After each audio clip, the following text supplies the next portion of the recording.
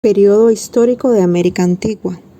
Se considera como prehistoria de América al periodo que se extiende desde la aparición de los primeros pobladores del continente hasta la invención del primer sistema de escritura americano.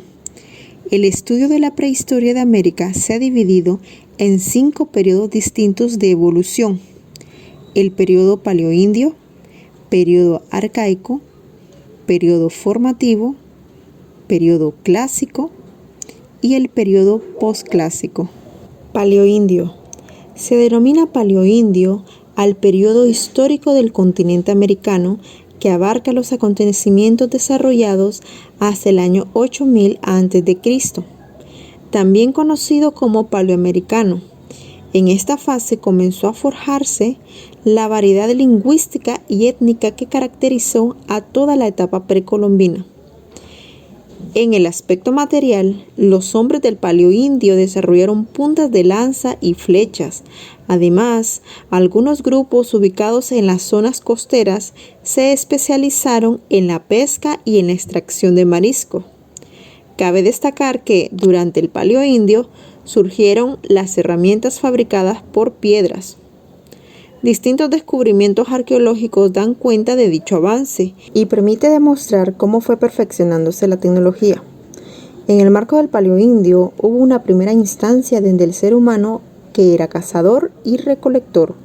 El proceso de la tecnología lítica también permitió, hace más de 13.000 años, la aparición de puntas de flecha de proyectil, ya que los paleoindios habrían migrado hacia el continente americano siguiendo a animales como mamuts y mastodontes. Esto se debe a que la subsistencia de estas personas estaba estrechamente vinculada con este tipo de grandes especies. Arcaico. El periodo arcaico corresponde a la etapa denominada Holoceno. Su inicio coincide con el fin de las glaciaciones, fenómeno que generó modificaciones climáticas y por ende de flora y fauna. Los cambios experimentados fueron el derretimiento de los hielos, alteración en las lluvias, disminución y como consecuencia alteraciones en la flora y la fauna, que derivó también en la extinción de ciertas especies como el mamut, el mastodonte, algunos animales felinos, entre otros. Hacia el 7000 a.C. aproximadamente, se produce la primera gran revolución agrícola que tiene como protagonista a la mujer. Por entonces, ellas descubrieron que tras recorrer durante un año un determinado territorio y al regresar al mismo punto del que habían partido, los desechos habían germinado. Un tipo de plantación silvestre se les servía de alimento. Este modo de recolección y cosecha genera importantes cambios culturales y producto de ello se genera la primera gran sedentarización, habitualmente en los valles cerca de los ríos donde la tierra es más fértil. En cuanto al modo de organización, cada tribu tenía un número determinado de miembros que cuando superaban la capacidad alimenticia del conjunto, algunos debían ser expulsados para dar nacimiento a una nueva tribu. Durante este periodo, el hombre es fundamentalmente recolector, cazador o pescador. Posee la compañía de animales que lo acompañan y su liderazgo se basa en la teoría del más apto, quien debe demostrar su supremacía para poder conservar el liderazgo del grupo.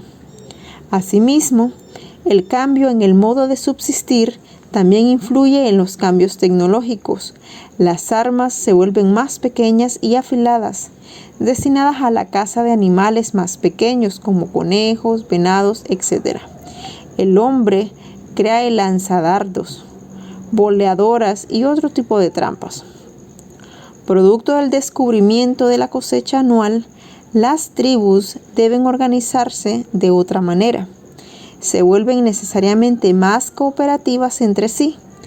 Todo lo que no es recolectado se pierde y se pudre, por lo cual comienzan a sofisticarse la organización económica y política, en lo que refiere a divisiones de territorios y comercial, en el intercambio de productos. Más adelante se comprobará que lo que comenzó siendo una tribu derivará en aldeas para convertirse en algunos casos en grandes imperios. Periodo formativo, o también conocido como preclásico. Este periodo tuvo 3 focos de desarrollo: área intermedia, área mesoamericana y área andina. Desarrollo cultural: producción de cerámica, tejido en telar, trabajo de piedra por pulimiento o presión, moldeado de figuría femenina en arcilla. También se vio el descubrimiento de la metalurgia. Evolución de las concepciones de religión, ritos funerarios, cultos, adivinaciones y surgimiento de una clase sacerdotal. Sociedad y política. Proceso de estratificación social, existencia de roles especializados y jerarquías. Economía. Base agrícola basada en el maíz, la patata, el frijol, la calabaza. Dentro del área intermedia podemos ver la cultura valdivia. Las primeras manifestaciones del formativo temprano han sido localizadas en Ecuador y pertenecen a la cultura valdivia del 3200 al 2300 a.C., la productora más antigua de cerámica del Nuevo Mundo.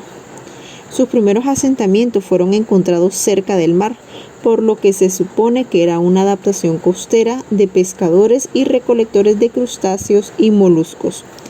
Aunque la sociedad de la cultura valdivia era aún igualitaria, se estaba poniendo los cimientos para la estratificación social y la aparición de especialistas característicos del formativo tardío. Área mesoamericana. Dentro de esta área podemos ver la civilización olmeca, que es considerada la primera gran civilización del área mesoamericana y tuvo una gran influencia sobre las culturas posteriores. Se desarrolló en un área enmarcada por el Golfo de México y la Sierra Madre Oriental. La palabra olmeca significa habitantes de la región de Hule y fue utilizada por los aztecas para referirse a los pueblos de esta región. Se desconoce en realidad cómo se llamaban ellos a sí mismos. En cuanto a su origen, antes del 1500 a.C., la zona era ocupada por comunidades costeras aledañas que vivían de los recursos silvestres.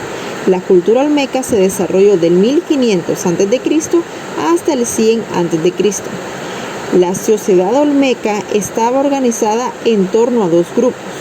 Primero, la masa campesina, que se dedicaba a la agricultura, que vivían dispersas en aldeas y poblados y eran capaces de generar excedentes alimenticios. Y segundo, un reducido grupo de especialistas. Estos eran mantenidos por las masas y dedicados al poder, al arte o a la religión.